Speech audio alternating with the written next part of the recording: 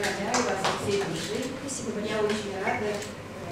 Айнур Алтыбаева 2015-2021 жылдары жогорку кеңеште депутат болгон. Ошол учурда саламаттык сактоо министрлиги менен тыгыз кызматташып, калктын ден соолугу үчүн алгылыктуу иштерди жасаган. Ал көбүнчө тамеки чегүүгө каршы иш-аракеттерди жүргүзгөн. Бүгүнкү күндө аткарган иштеринин натыйжасында жогорку сыйлыкка ээ болууда. Президентте мен ойлойм, ушул өкмөттөн баягы сунуштарды карап, экспертизадан өткөн жыйынтыктарды карап, ушул биздин мыйзамыбызды колдоп берди.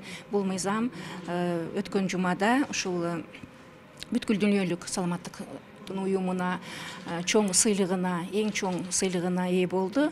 Акыркы убакта көбүн эсе жаштар тамекиге тартылып баратканы маалым. Аларга коомчулуктун таасири күч. Мунун алдын алуу үчүн биринчи кезекте улуулар үлгү болушу шарт. Биз азыркы мезгилде тамеки боюнча аябай ушул айрыкча жаш балдардын, өсүп келаткан жаштардын денесине, саламаттыгына зыян кыла турганы үчүн биз аябай катуу күрөшүп атабыз. Эгемендүү мамлекет үчүн жарандар жашаган калк маанилүү. Ал эми жарандардын саламаттыгы жана ден соолугунун чың болушу андан да маанилүү дешет адистер.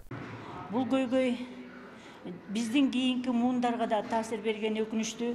Себеби биздин кичинекей жаш кыздарыбыз, келечекте энелерибиз ар түрдүү синтетикалык заттарды суусундук менен, же болбосо тамеки түрүндө, ар кандай кальян түрүндө болобу, ушундай заттарды колдонгонго шарт түзүлүп, жана ошону колдонуп жаткандыгына кайдыгер караган улуу муундарга дагы өкүнүчтүү.